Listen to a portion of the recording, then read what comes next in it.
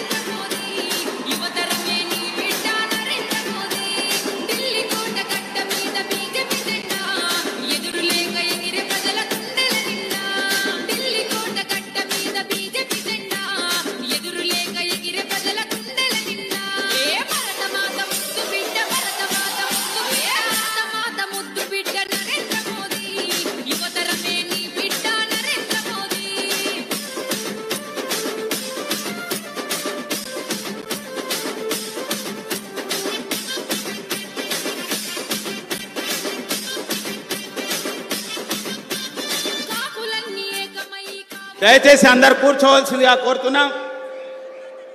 వారికి ఘన స్వాగతం పలికినందుకు జిల్లా శాఖకు మరియు యొక్క పార్లమెంటు నుంచి నాయకులకు అందరికీ ధన్యవాదాలు తెలియజేస్తూ దయచేసి కూర్చోవలసిందిగా కోరుతున్నాను. అందరు కూడా కూర్చోవాలి తొందరగా.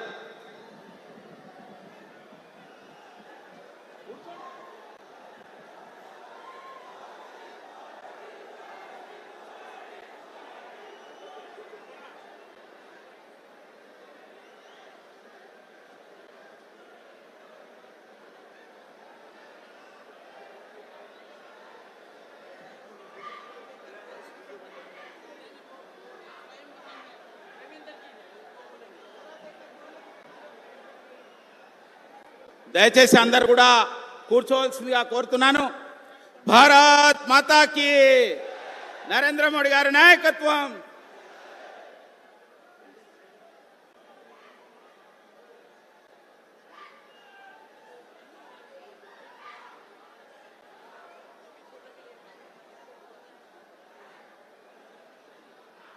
ఇప్పుడు మన యొక్క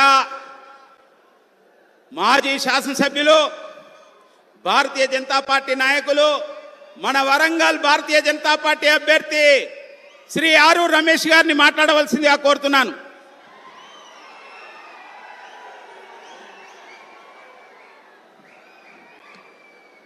ఈనాటి వరంగల్ పార్లమెంట్ ఎన్నికల ప్రచారంలో భాగంగా వరంగల్ మహబూబాబాద్ పార్లమెంట్ ప్రజల్ని, వరంగల్ నగర ప్రజల్ని ఉద్దేశించి మాట్లాడడానికి వచ్చిన పెద్దలు, గౌరవనీయులు, పేదల పెన్నిధి, జననేత, బడుగు బలహీన వర్గాల ప్రతినిధి, ఈ దేశ ప్రధాని 10 సంవత్సరాలుగా ఎలాంటి చిన్న అవినీతికి తావు లేకుండా, ఎలాంటి బోఫోర్స్ కుంభకోణాలు లేకుండా దేశ ప్రజలను కాపాడి ఈ దేశాన్ని పరిపాలించిన మహానుభావుడు మోడీ గారికి స్వాగతం, సుస్వాగతం. మరి కార్యక్రమంలో పాల్గొన్న వేదిక పైన ఉన్న పెద్దలందరికీ పేరు పేరున నా యొక్క నమస్కారాలు. మరి 7 నియోజకవర్గాల నుండి విచ్చేసిన వేలాది మంది పార్టీ శ్రేణులకు, అభిమానులకు, కార్మికులకు, కర్షకులకు, పత్రికా మిత్రులకు అందరికీ పేరు పేరున నా యొక్క నమస్కారాలు. మీ వరంగల్ బిడ్డగా మరి బీజేపీ బలపరిచిన మోడీ గారు ఆశీర్వదించిన ఈ బిడ్డను 13వ తారీఖు జరిగే ఎన్నికల్లో మీరు నిండు మనసుతో ఆశీర్వదించి 3వ ప్రధానిగా మోడీ గారికి కావడానికి నన్ను కానుకగా పంపమని నేను మిమ్మల్ని శిరస్సు వంచి నమస్కరిస్తున్నా. సార్, ఈ వరంగల్ కు బ్రహ్మాండమైన చరిత్ర ఉంది. కాకతీయుల చరిత్ర, కాకతీయుల గడ్డ. మరి వరంగల్ మహానగరాన్ని అన్ని విధాలుగా అభివృద్ధి చేయడానికి మీ ఆశీస్సులతో రేపు విజయం సాధించిన తర్వాత ఈ నగరంలో కొన్ని పెండింగ్ వర్క్లు ఉన్నాయి సార్. వరంగల్ ప్రజల చిరకాల కోరిక తమరు దిగిన ఎయిర్పోర్టును పునరుద్ధరించి ఈ ప్రజలకు అంకితం చేయాలని నేను ఈ సందర్భంగా మీకు మనవి చేస్తున్నాను సార్. అదే విధంగా తమరు పెద్ద మనసుతో, గొప్ప మనసుతో వ్యాగన్ ఫ్యాక్టరీ ఇచ్చారు. దాని కోచ్ ఫ్యాక్టరీ కావాలని ఇక్కడ ప్రజల డిమాండ్ ఉంది సార్. ఈ ప్రాంత నిరుద్యోగ యువతకు మరి ఉపాధి కల్పించాలి.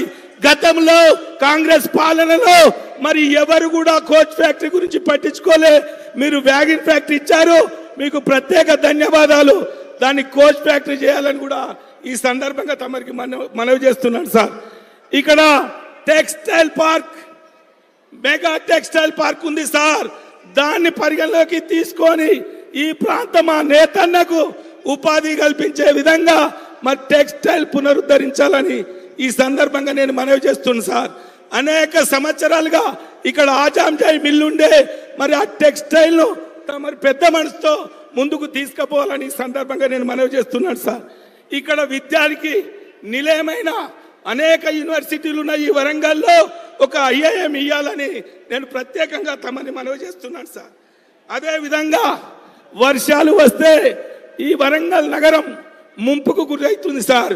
ఒక అండర్ గ్రౌండ్ డ్రైనేజీ మీరు ఇవ్వాలి.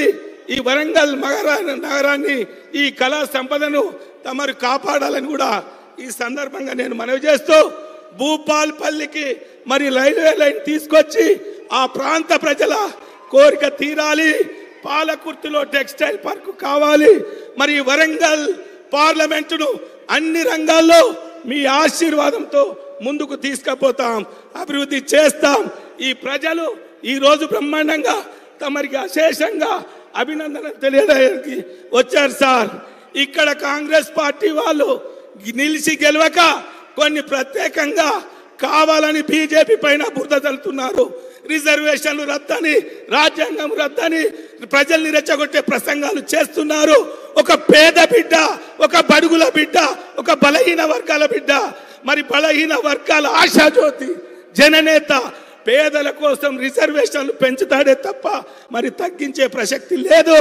వరంగల్ ప్రజలారా, మీ అందరికీ తెలుసు ఈరోజు మోడీ గారి నాయకత్వంలో ఈ దేశంలో జరిగిన పాలన విధానం, ఈ దేశంలో ఉన్న పేద బడుగు బలహీన వర్గాల కోసం చేపట్టిన కార్యక్రమాలు ఈరోజు మోడీ గారి ఖాయంలో ఉన్నాయి. దయచేసి మూడోసారి మోడీ గారిని ప్రధాని చేద్దాం. ఈ బిడ్డను ఆశీర్వదించాలని కూడా ఈ సందర్భంగా నేను చేతులెత్తి నమస్కరిస్తూ సెలవు తీసుకుంటున్నా. జై హింద్, జై భారత్, జై తెలంగాణ, జై శ్రీరామ్, భారత్ మాతాకి. మోడీ గారి నాయకత్వం, మోడీ గారి నాయకత్వం. కమలం పువ్వు గుర్తుకే, కమలం పువ్వు గుర్తుకే. ఆరు రమేష్ గారికి ధన్యవాదాలు. ఇప్పుడు మన దేశ ప్రజల యొక్క అభిమానాన్ని చూరగొని రెండోసారే కాదు మూడోసారి तीसरा बार प्रधानमंत्री पदवी के लिए आ रहे हमारा गौरव प्रधानमंत्री श्री नरेंद्र मोदी जी से मैं अनुरोध कर रहा हूं वे संबोधित करने के लिए हमारा राका सुधाकर जी ट्रांसलेशन చేయవలసిందిగా కోరుతున్నాను.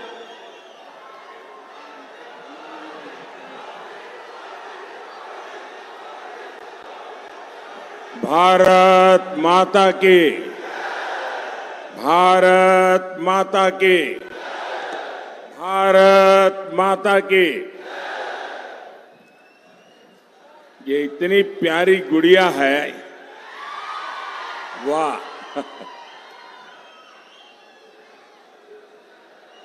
नाम क्या है इसका?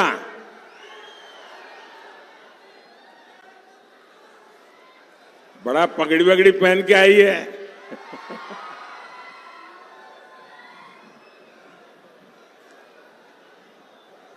ना तेलंगाना,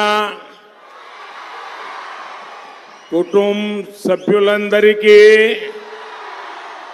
नमस्कारायो। ये मेरा सौभाग्य है कि अहमदाबाद जो मेरी कर्मभूमि रही गुजरात में, उस अहमदाबाद नगर की जो नगर देवी है, नगर देवता है, वो भद्रकाली है। और मुझे आज यहां माता भद्रकाली के चरणों में प्रणाम करने का अवसर मिला है। यहां से कुछ दूरी पर मौजूद रामप्पा मंदिर को भी मैं श्रद्धा पूर्वक प्रणाम करता हूं। ये क्षेत्र काकतीय साम्राज्य के गौरव का प्रतीक है और तीसरे चरण के मतदान के अगले दिन मुझे इस क्षेत्र में आपसे आशीर्वाद लेने का सौभाग्य मिला है। साथियों, तीसरे चरण ने दो बातें साफ कर दी है। पहला, एनडीए 3 चरणों में ही विजय रथ तेज गति से जनता आगे ले जा रही है।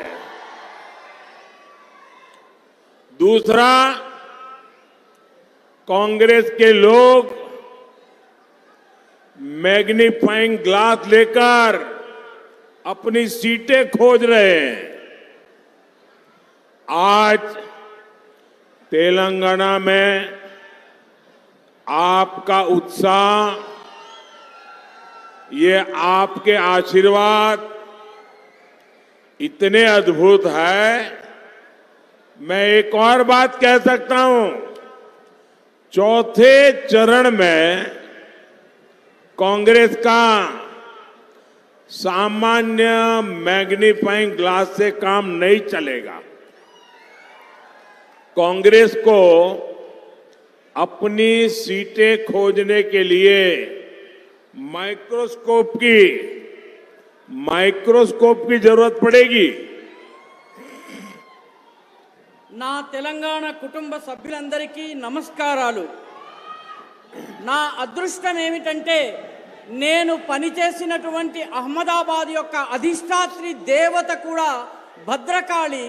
ఆ భద్రకాళి అమ్మవారికి, ఆమె చరణాలకు నేను ప్రణామం చేస్తున్నాను। ఇక్కడి నుంచి కొంచెం దూరంలో ఉన్నటువంటి రామప్ప మందిరానికి కూడా నేను నమస్కారాలు చెబుతున్నాను। ఈ ప్రాంతము కాకతీయుల విజయ గౌరవ పతాకకు ప్రతీక। అదేవిధంగా 3వ దశ పోలింగును పూర్తి చేసుకుని నేను ఇక్కడికి వచ్చి మీ ఆశీర్వాదాన్ని తీసుకునేటటువంటి అదృష్టాన్ని పొందాను। మిత్రులారా, 3వ దశ పోలింగ్ 2 విషయాలని స్పష్టం చేసింది। మొట్టమొదటి విషయం, ఎన్డీఏ మొదటి 3 చరణాలలోనే, మొదటి 3 దశల్లోనే విజయ రథము అత్యంత వేగవంతంగా ప్రయాణం చేస్తున్నది।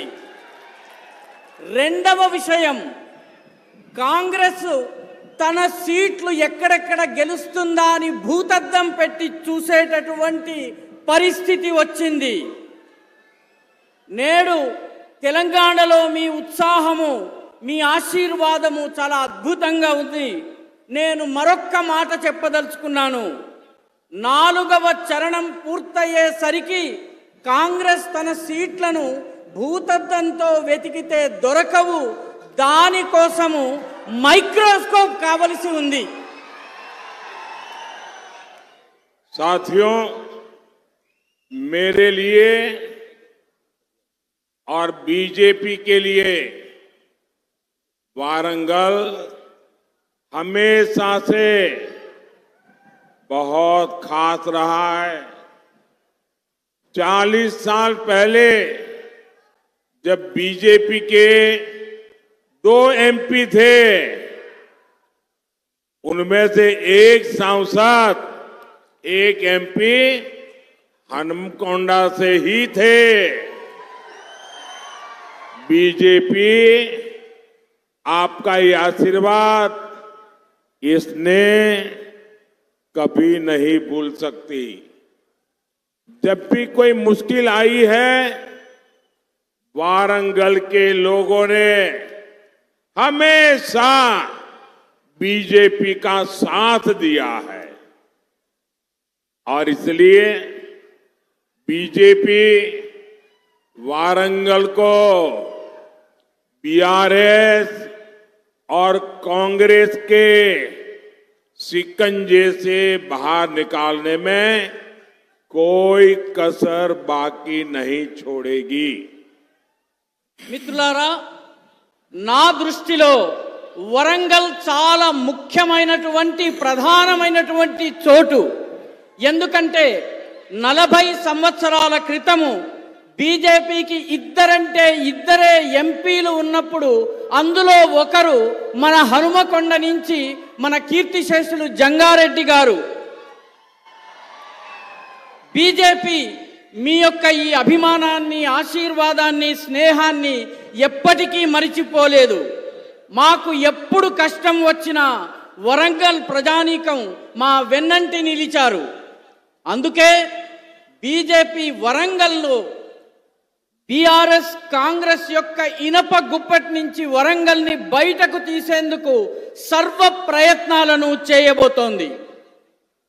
साथियों, आज आप सबके सामने विकसित भारत, विकसित तेलंगाना का सपना है। आप चाहते हैं ना कि भारत विकसित बने?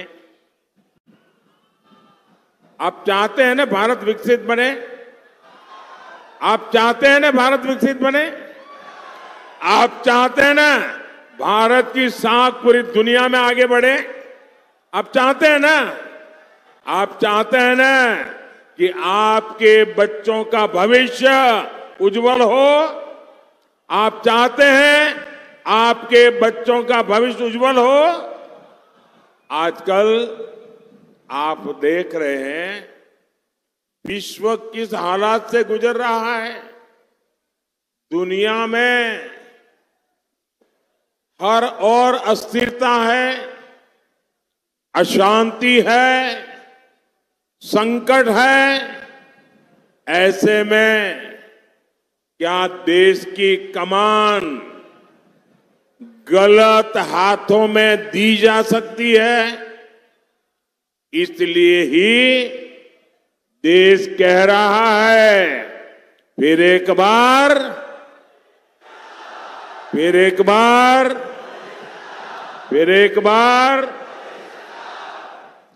మిత్రులారా, మీరందరూ వికసిత భారత్, వికసిత తెలంగాణ కలను కంటున్నారు. మీరందరూ భారతదేశం అభివృద్ధి చెందాలని కోరుకుంటున్నారా? మీరు భారతదేశం యొక్క ప్రతిష్ట ప్రపంచమంతా వ్యాప్తం కావాలని కోరుకుంటున్నారా? అదేవిధంగా మీ పిల్లల భవిష్యత్తు ఉజ్వలంగా ఉండాలని మీరు కోరుకుంటున్నారా? ఈ రోజుల్లో ప్రస్తుత పరిస్థితుల్లో మీరు చూస్తున్నారు ప్రపంచం ఎలాంటి పరిస్థితుల్లోంచి వెళ్తోందో. ప్రపంచమంతటా అస్థిరత, అశాంతి, భయాందోళనలు, విపత్తులు ఉన్నాయి. ఇలాంటి పరిస్థితుల్లో దేశం యొక్క కార్యభారము, దేశం యొక్క పూర్తి శక్తి తప్పుడు చేతుల్లోకి వెళ్ళకూడదు. అందుకే దేశం ఏమంటోందంటే అబ్ కీ బార్ మోదీ సర్కార్ అంటోంది. साथियों, 10 साल पहले की कांग्रेस की केंद्र सरकार कोई उसके पापों को भूल नहीं सकता। हर कुछ दिन में हजारों करोड़ रुपए का नया घोटाला सामने आ जाता था। देश के बड़े बड़े शहरों में सीरियल बम ब्लास्ट होते थे। जहां कांग्रेस आई वहां प्रॉब्लम लाई। देश यही देख रहा था। इस बार तो इंडी अलायंस 5 साल 5 पीएम का फॉर्मूला लेकर आई है। आप कल्पना करिए, इन्हें सत्ता मिली तो ये देश का क्या हाल करेंगे। हर वर्ष एक नया पीएम, दूसरे साल दूसरा पीएम, तीसरे साल तीसरा पीएम, ये देश का भला कर सकते हैं क्या?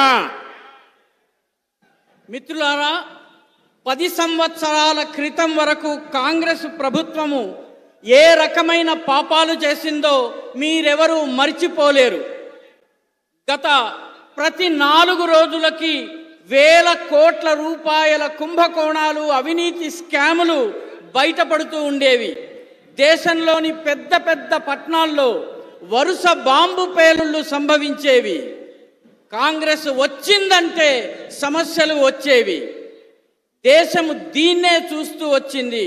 ఈసారి ఇండి అలయన్స్ 5 సంవత్సరాలలో 5గురు ప్రధానమంత్రుల్ని తీసుకొస్తామని చెబుతోంది. మీరొక్కసారి ఊహించండి.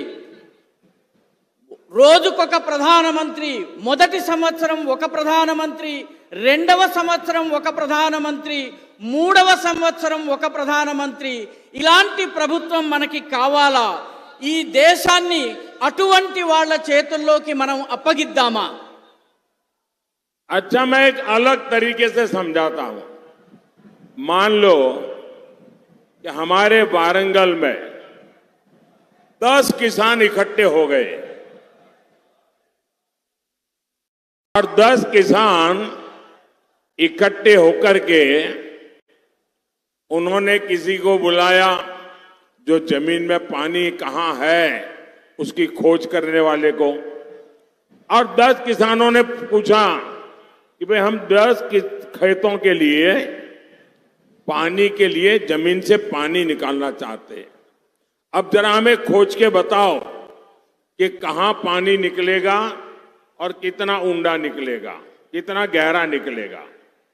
तो वो जो जानकार व्यक्ति था उसने 10 के खेत देखे और कहा, देखो भाई, ये नीचे पानी तो है, लेकिन आपको 100 मीटर नीचे जाना पड़ेगा, पाइप लगानी पड़ेगी, तब जाकर के पानी निकलेगा। तो ये फिर 10 किसान मिले, उन्होंने कहा, देखो भाई, उसने कहा है कि 100 मीटर नीचे जाएंगे तो पानी निकलेगा। तो फिर उन सब ने तय किया कि ऐसा करो, हम 10 किसान हैं तो मेरे खेत में 10 मीटर का पाइप डालो। दूसरे ने कहा मेरे खेत में 10 मीटर का पाइप डालो।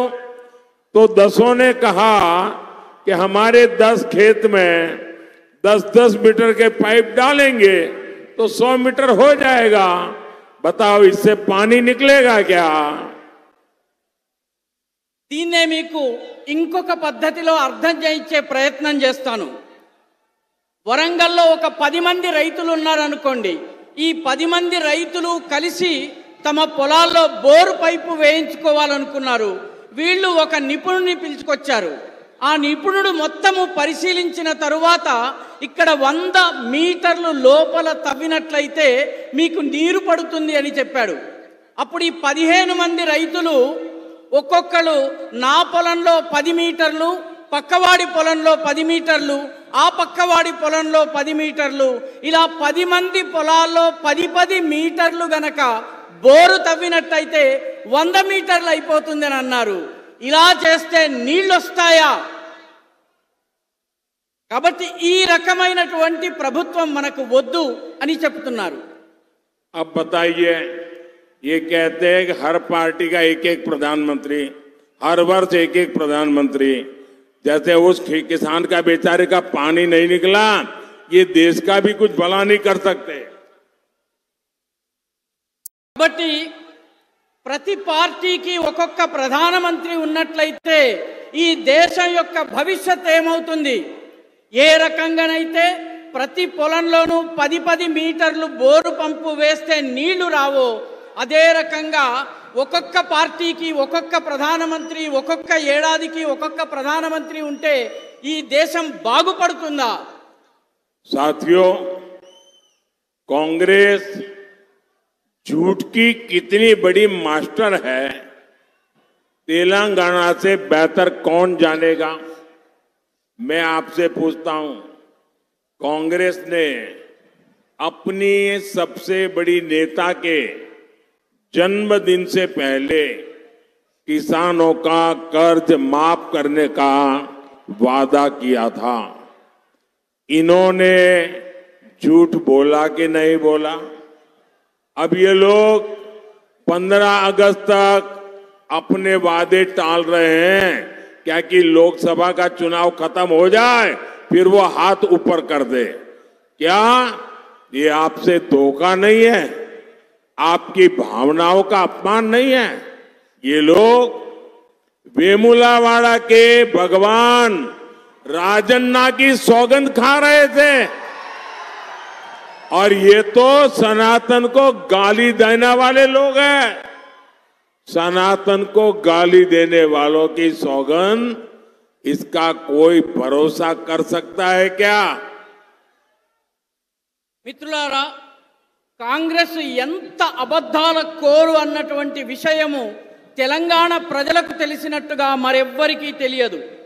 నేను మిమ్మల్ని అడుగుతున్నాను, కాంగ్రెస్ యొక్క అతిపెద్ద నాయకుడి పుట్టినరోజు నాడు రైతుల యొక్క రుణమాఫీ చేస్తానని చెప్పి వాగ్దానం చేసింది. అబద్ధం చెప్పిందా లేదా? ఇప్పుడు 15 ఆగస్టు వరకు ఈ వాగ్దానాన్ని వెనక్కి తోశారు. లోకసభ ఎన్నికలు అయ్యేదాకా ఆగి ఆ తరువాత చేతులెత్తేయబోతున్నారు. ఇది మిమ్మల్ని మోసం చేయడం కాదా? మీ మనోభావాల్ని దెబ్బతీయడం కాదా? వీళ్ళు వేములవాడ రాజన్న మీద ప్రతిజ్ఞ చేస్తున్నారు, ఒట్టు పెట్టుకుంటున్నారు, కానీ మరొక వైపు సనాతనాన్ని తిడుతున్నారు. సనాతన ధర్మాన్ని తిట్టేటటువంటి వాళ్ళు పెట్టేటటువంటి ఒట్టుని ఎవరైనా నమ్మగలరా? साथियों, कांग्रेस ने तेलंगाना आंदोलन में बलिदान देने वालों के परिवार को पेंशन देने का वादा किया था। कभी भी वो वादा पूरा किया क्या? कांग्रेस ने 250 स्क्वायर यार्ड जमीन देने के लिए कहा था। आप बताइए, जमीन मिली क्या?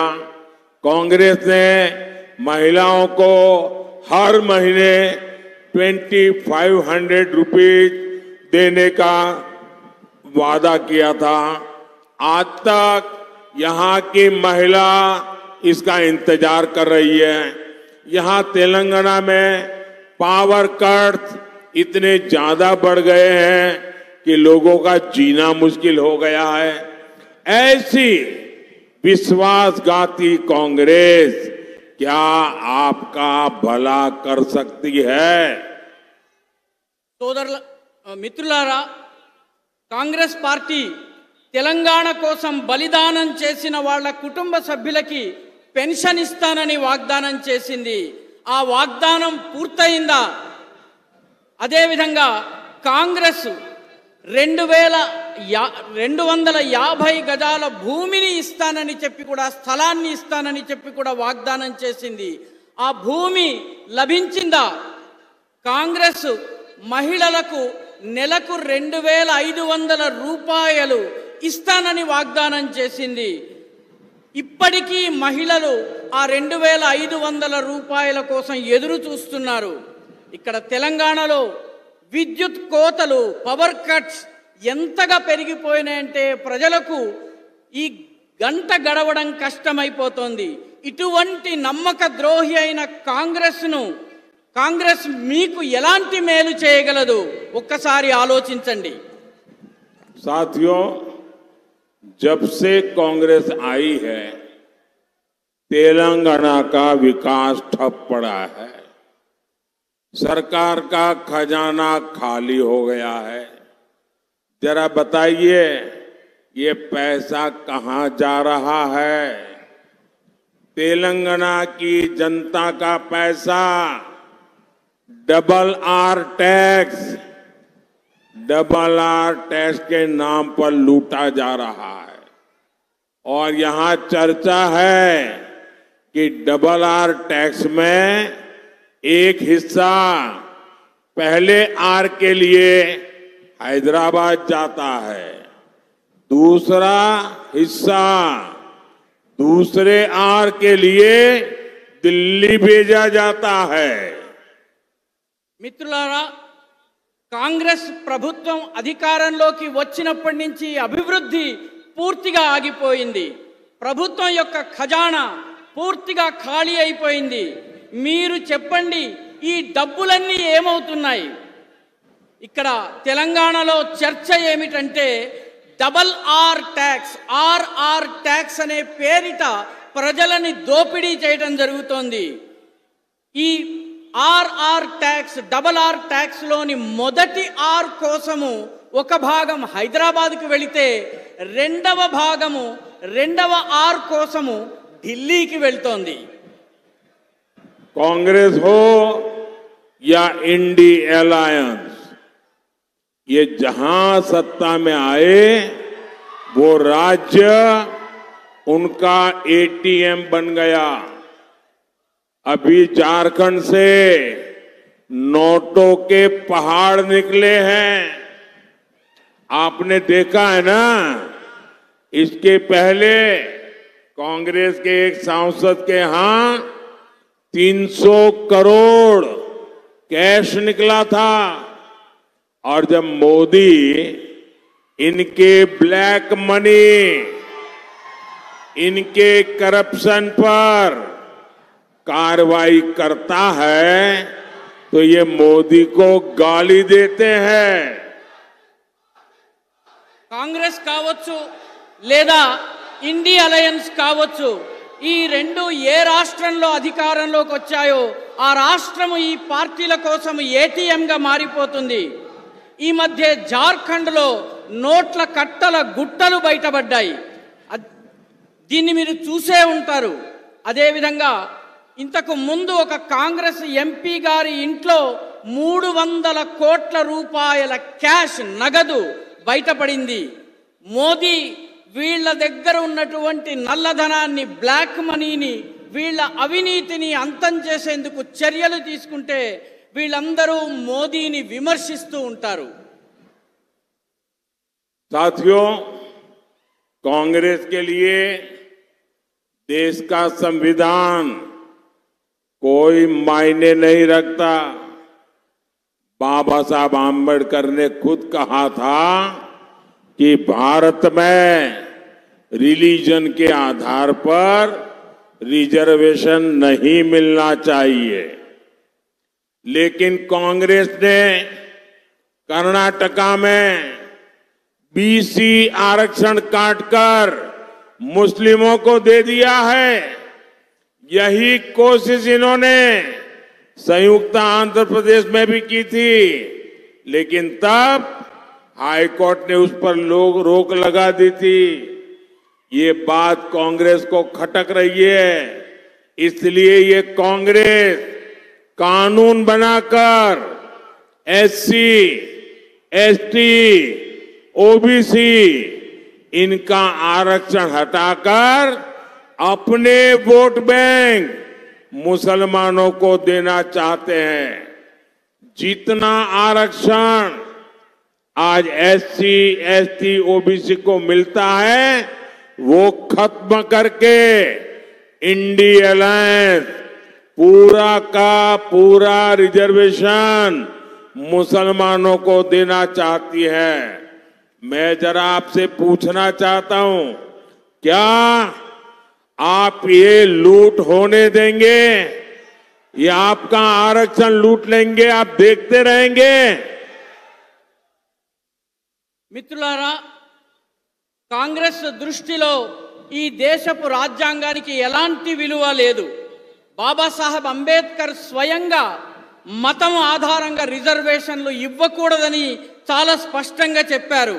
కానీ కాంగ్రెస్ కర్ణాటకలో వెనకబడిన తరగతులు అంటే బీసీల రిజర్వేషన్ను కత్తిరించి ముస్లింలకు ఇచ్చింది. ఇదే ప్రయత్నము అవిభక్త ఆంధ్రప్రదేశ్లో కూడా చేయడం జరిగింది. కానీ హైకోర్టు దీనిని నిలువరించింది, నిలిపివేసింది. దీన్ని కాంగ్రెస్ ప్రభుత్వం సహించలేకపోతోంది. అందుకే చట్టాన్ని చేసైనా సరే షెడ్యూల్డ్ కులాలు, షెడ్యూల్డ్ తరగతులు, ఓబీసీలకు సంబంధించిన రిజర్వేషన్ను తొలగించి తమ ఓట్ బ్యాంక్ అయినటువంటి ముస్లింలకు ఇవ్వాలని అనుకుంటోంది. ఎంత రిజర్వేషన్ అయితే ఎస్సీ, ఎస్టీ, ఓబీసీలకు లభిస్తుందో దానిని పూర్తిగా నిలుపు చేయాలని చెప్పి ఇండియా అలయన్స్ మొత్తము దేశంలో ఉన్నటువంటి రిజర్వేషన్ అంతా కూడాను ముస్లిములకు ఇవ్వాలని ప్రయత్నిస్తున్నది. మీరు ఇలా జరగనిస్తారా? రిజర్వేషన్లను తొలగించటాన్ని మీరు అంగీకరిస్తారా? ये कांग्रेस वालों को पहचानो. ये एससी, एसटी, बीसी उसका आरक्षण मुसलमान को देने को तो तैयार है, लेकिन मेरा माड़ीगा समाज वो अपने अधिकारों की लड़ाई लड़ रहा है, उसको न्याय देने को तैयार नहीं. मेरा छोटा भाई कृष्णा आज यहां मौजूद है और माड़ीगा समाज के अन्याय को दूर करने के लिए ये मोदी ने वादा किया है, असेंबली में किया था. मैं भूल नहीं जाऊंगा, मैं इसे पूरा करके रहूंगा.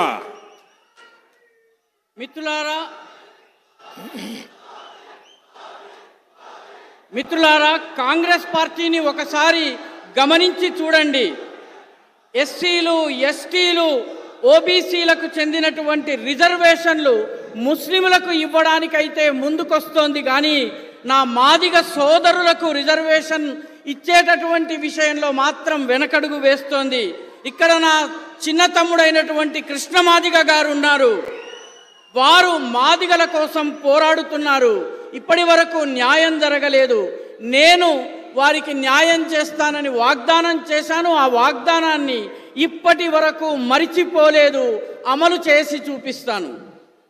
साथियों, कांग्रेस को एससी, एसटी, बीसी समाज के जो होनहार युवा हैं वो अपनी मेहनत करके जो प्रगति कर रहे हैं ना, ये कांग्रेस वाले उससे डरने लगे हैं. केंद्र सरकार ने तेलंगाना में सम्मक्का सरक्का ट्राइबल यूनिवर्सिटी बनाने का भारत सरकार का फैसला, लेकिन यहां की कांग्रेस सरकार इसको रोकने के लिए लगातार रोड़े अटका रही है. कांग्रेस सोचती है एससी, एसटी युवा आगे बढ़ जाएंगे तो शाही खानदान के बेटे बेटियों की कुर्सी कैसे मिलेगी. మిత్రులారా కాంగ్రెస్ ఎస్సీ, ఎస్టీ, బీసీ సమాజంలో ఉన్నటువంటి ప్రతిభావంతులైనటువంటి యువకుల యొక్క అభివృద్ధిని చూసి భయపడుతోంది. కేంద్ర ప్రభుత్వం తెలంగాణలో సమ్మక్క సారక్క ట్రైబల్ యూనివర్సిటీని నిర్మాణం చేయాలని సంకల్పించింది. కానీ కాంగ్రెస్ ప్రభుత్వం దానికి ఇబ్బందులు తెచ్చి దానిని ఆపివేయాలని ప్రయత్నిస్తోంది. నిరంతరం ఇబ్బందుల్ని ఇక్కట్లను పెంచుతోంది. కాంగ్రెస్ ఏమనుకుంటోందంటే ఎస్సీ, ఎస్టీ సముదాయాలకు చెందిన యువకులు గనక ముందుకొచ్చినట్లయితే ఈ పెత్తందారుల కుటుంబాల పిల్లలకు కుర్చీ దక్కకుండా అయిపోతుందన్నటువంటి భయం కాంగ్రెస్ పార్టీకి ఉంది. साथियों, बीआरएस की सच्चाई भी एसटी, एससी, बीसी समाज को धोखा देने की और अपीजमेंट की है. बीआरएस ने 2014 में आपसे वादा किया था कि वो सरकार में आई तो दलित सीएम बनाएंगी, और सीएम कौन बना था? बीआरएस ने यहां दलित बंधु स्कीम के नाम पर भी आपका भरोसा तोड़ा, और यही बीआरएस है जिसने अपनी अपीजमेंट पॉलिटिक्स को आगे बढ़ाते हुए मुस्लिम आईटी पार्क बनाने की बात कही थी। మిత్రులారా, బీఆర్ఎస్ యొక్క వాస్తవాన్ని కూడా తెలుసుకుందాం. ఎస్సీలు, షెడ్యూల్డ్ కులాలు, షెడ్యూల్డ్ తరగతులు, ఎస్టీలు, అదేవిధంగా బీసీ సమాజానికి మోసం చేయడము, బుజ్జగింపు రాజకీయాలే బీఆర్ఎస్ యొక్క రాజకీయాలు. 2014లో అధికారంలోకి వస్తే ఒక దళితుణ్ణి ముఖ్యమంత్రిగా చేస్తామని వాగ్దానం చేశారు. కానీ ఈ ముఖ్యమంత్రి ఎవరయ్యారు? బీఆర్ఎస్ దళిత బంధు స్కీమ్ పేరిట కూడా మిమ్మల్ని, మీ నమ్మకాన్ని వమ్ము చేసింది. అంతేకాదు, ఇదే బీఆర్ఎస్ ఇదే బుజ్జగింపు రాజకీయాల్లో భాగంగా, మైనారిటీ బుజ్జగింపు రాజకీయాల్లో భాగంగా ముందుకు వెళుతూ కేవలం ముస్లిముల కోసము ఐటీ పార్కులను ఏర్పాటు చేస్తామని కూడా ప్రకటించింది. ये हमारा कल्चर देखिए, हमें 14 में आपने सेवा करने का मौका दिया तो हमने सबसे पहले राष्ट्रपति बनाए रामनाथ कोविंद जी, एक दलित को। हमें 2019 में दूसरी बार मौका मिला तो हमने राष्ट्रपति के रूप में आदिवासी बेटी को देश के राष्ट्रपति के रूप में द्रौपदी मुर्मू जी को पसंद किया, और कांग्रेस ने इसका भरपूर विरोध किया। మిత్రులారా, అదే మా సంస్కృతిని చూడండి. 2014లో మేము తొలిసారి అధికారంలోకి రాగానే 2014లో రామ్నాథ్ కోవింద్ ఒక దళిత సమాజానికి చెందినటువంటి నేతను ఈ దేశపు రాష్ట్రపతిగా చేశాము. 2019లో ఆదివాసీ సముదాయానికి చెందినటువంటి ద్రౌపది ముర్ము గారిని దేశపు రాష్ట్రపతిగా చేశాము. కాంగ్రెస్ ఈ రెండిటిని వ్యతిరేకించింది. साथियों, मैं बहुत सोच रहा था कि द्रौपदी जी, जिनकी बहुत अच्छी प्रतिष्ठा है, आदिवासी समाज की एक प्रतिष्ठित बेटी है, उसको हम राष्ट्रपति बना रहे हैं, तो कांग्रेस उनको हराने के लिए इतनी मेहनत क्यों कर रही है? कांग्रेस आदिवासियों को नाराज क्यों कर रही है? मैं सोचता रहता था, लेकिन मुझे समझ नहीं आता था। मुझे लगता है ठीक है, ये शाहजादे का दिमाग ऐसा है तो शायद वो द्रौपदी जी का विरोध कर रहा है, उनको चुनाव में हराने के लिए निकल पड़ा है। लेकिन मुझे आज पता चला कि ये कांग्रेस पार्टी द्रौपदी मुर्मू, जो एक आदिवासी बेटी थी, उसको हराने के लिए क्यों मैदान में उतरे थे। आज मुझे पता चला कि अमेरिका में ये शहजादे के एक अंकल रहते हैं। ये शहजादे के अंकल, वो उनको फिलोसोफर एंड गाइड है। और जैसे क्रिकेट में आजकल थर्ड एम्पायर होता है ना, कोई कंफ्यूजन हो तो थर्ड एम्पायर को पूछते हैं, और वैसे ही ये शहजादे, ये थर्ड प्लेयर को कंफ्यूजन होते हैं तो सलाह लेते हैं। ये शहजादे के फिलोसोफर एंड गाइड अंकल ने बड़ा रहस्य खोला है। उसने कहा है कि जिनका चमड़ी का रंग काला होता है, ये सब अफ्रीका के हैं। मतलब आप सबको, मेरे देश के अनेक लोगों को चमड़ी के रंग के आधार पर उन्होंने इतनी बड़ी गाली दे दी। तब जाकर के मुझे समझ आया कि चमड़ी का रंग देख करके उन्होंने मान लिया कि द्रौपदी मुर्मू भी अफ्रीकन है और इसलिए उनकी चमड़ी का रंग काला है तो उनको हराना चाहिए। ये सोच आज पहली बार मुझे तो पता चला कि ये दिमाग कहां काम कर रहा है इनका, ये देश को कहां ले जाएंगे। अरे चमड़ी का रंग कोई भी हो, हम तो श्री कृष्ण की पूजा करने वाले लोग हैं, जिसकी चमड़ी का रंग यहां हम सब जैसा रंग था। మిత్రులారా, నేను చాలా ఆలోచించాను. ద్రౌపది ముర్ము గారిని ఇంత సుప్రతిష్ఠితమైనటువంటి ఆదివాసీ సముదాయానికి చెందినటువంటి ద్రౌపది ముర్ము గారిని కాంగ్రెస్ పార్టీ ఇంత తీవ్రంగా ఎందుకు వ్యతిరేకించింది? మొత్తము ఆదివాసీ సముదాయపు వ్యతిరేకత వచ్చినా కూడా లెక్క చేయకుండా ఆమెను ఎందుకు వ్యతిరేకించింది అన్నది ఎంత ఆలోచించినా అర్థం కాలేదు. చివరికి నాకు ఇప్పుడు అర్థమవుతున్నది ఏమిటంటే, ద్రౌపది ముర్ము గారి చర్మపు రంగు నలుపు. ఇక్కడ ఉన్నటువంటి రాజకుమారుడికి అమెరికాలో ఒక ఫ్రెండ్, ఫిలాసఫరు, గైడ్ అంటే మిత్రుడు, సఖుడు, మార్గదర్శి ఉన్నారు. ఆయన ఈ అంకుల్ ఎవరైతే అమెరికాలో ఉన్నారో ఆయన ఈ మధ్య ఒక మాట చెప్పారు. చర్మము రంగు నల్లగా ఉన్న వాళ్ళందరూ ఆఫ్రికన్లు అని చెప్పారు. మీరంతా మీ చర్మము రంగు నల్లగా ఉంది అంటే మిమ్మల్ని అందరినీ కూడాను ఒక పెద్ద తిట్టినట్టుగా, చాలా అవమానకరంగా మాట్లాడినట్టుగా మీరు భావించాలి. నాకు అర్థమైనప్పుడు చర్మము రంగుని బట్టి ద్రౌపది ముర్ము గారిని కూడా ఆఫ్రికన్ అని ఆయన భావించారు. అందుకే ఓడించాలని చెప్పి ఆయన బోధించారు. మెదడు ఎక్కడిది, ఆలోచన ఎక్కడిది అన్నది మనం అర్థం చేసుకోవాలి. చర్మపు రంగు నల్లగా ఈ దేశంలో చాలా మందికి ఉంటుంది. భగవాన్ శ్రీకృష్ణుడి చర్మపు రంగు కూడా నీలం రంగులో, నల్ల రంగులో, మనందరి రంగులో ఉంటుందని గమనించాలి. साथियों, मैं एक गंभीर सवाल आज आपको पूछना चाहता हूं.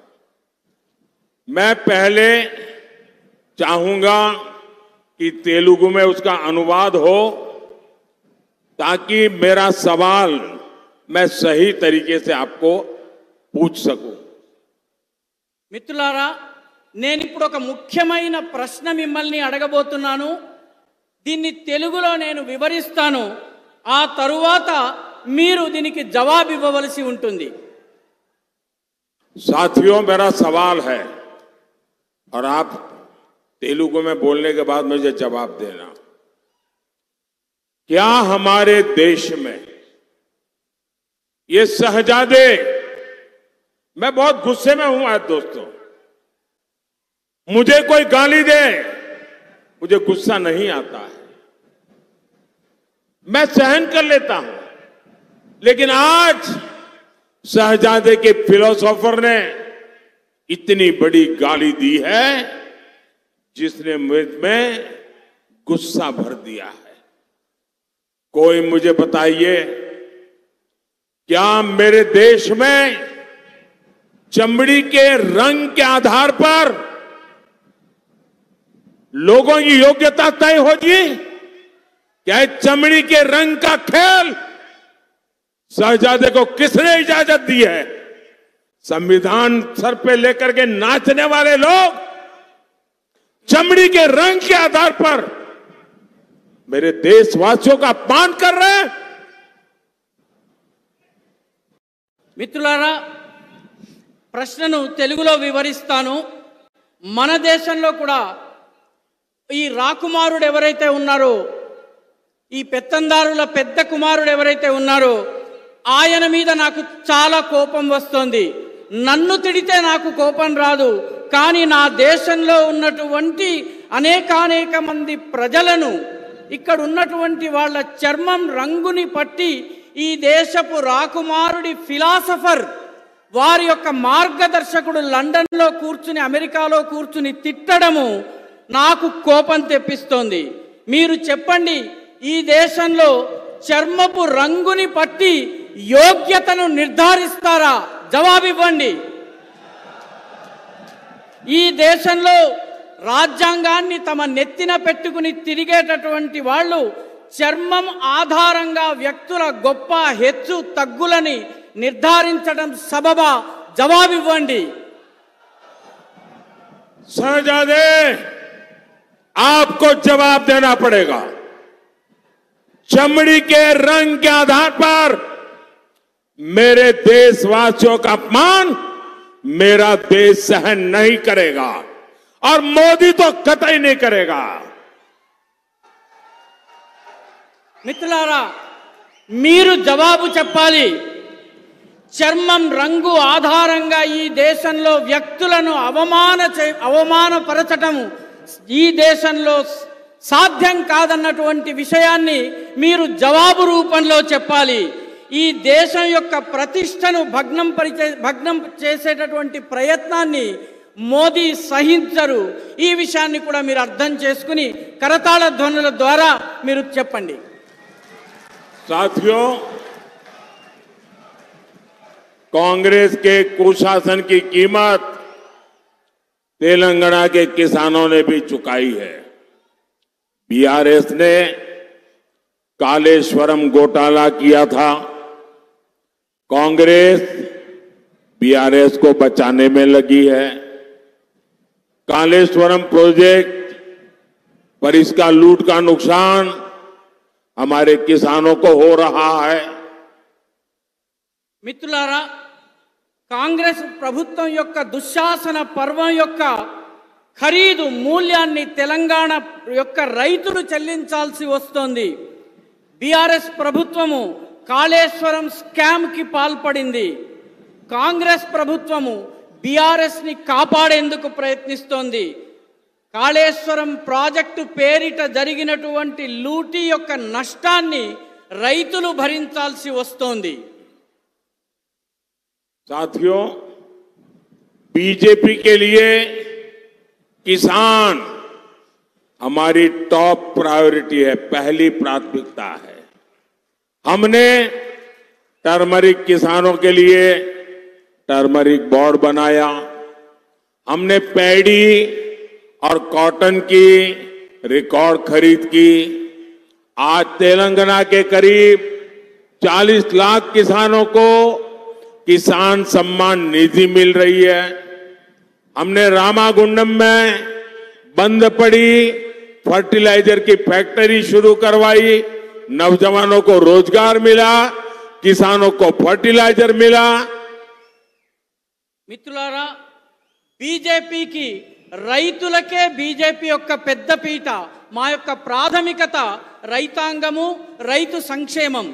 అందుకే పసుపు రైతుల కోసము టర్మరిక్ బోర్డుని, పసుపు బోర్డుని ఏర్పాటు చేశాము. వరి ధాన్యము, పత్తి కోసము రికార్డు స్థాయిలో కొనుగోళ్లు చేశాము. తెలంగాణలోని 40 లక్షల మంది రైతులకు కిసాన్ సమ్మాన్ నిధి అందుతోంది. అదేవిధంగా రామగుండంలో మూతబడిపోయినటువంటి ఫర్టిలైజర్ ఫ్యాక్టరీని మళ్ళీ ప్రారంభించాము. దీనివల్ల యువకులకు ఉపాధి లభిస్తోంది, రైతులకు ఎరువులు లభిస్తున్నాయి. साथियों, तेलंगाना सरकार तो केंद्र के विकास कार्यों से भी परेशान है। तेलंगाना और वारंगल में हमने टेक्सटाइल पार्क बनाया है, लेकिन ये लोग टेक्सटाइल पार्क के संचालन में समस्या पैदा कर रहे हैं। उसमें भी वो RRR टैक्स की फिराक में है।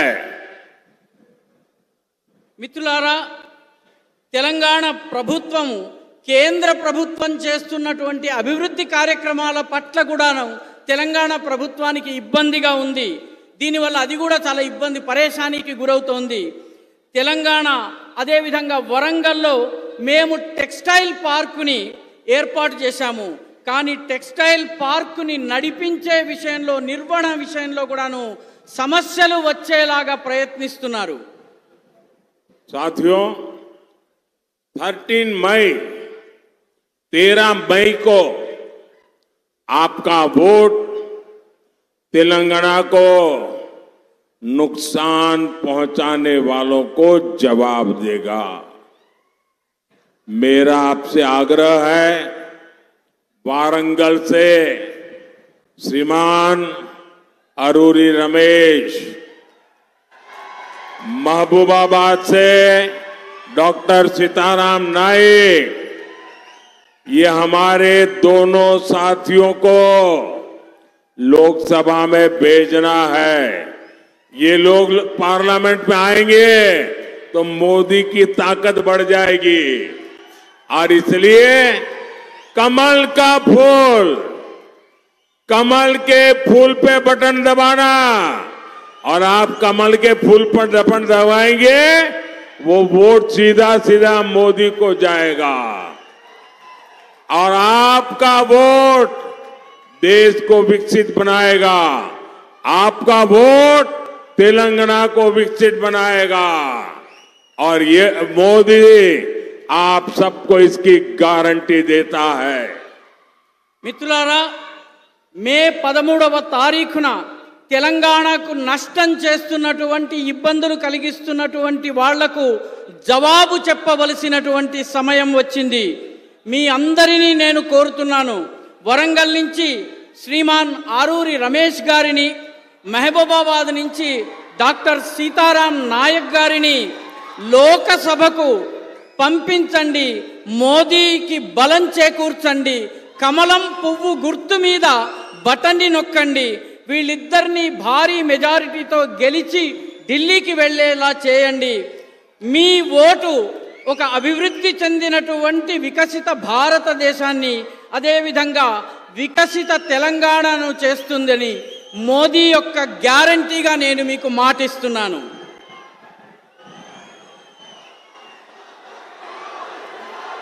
मेरे साथ बोलिए, भारत माता की జై. भारत माता की। बहुत बहुत धन्यवाद।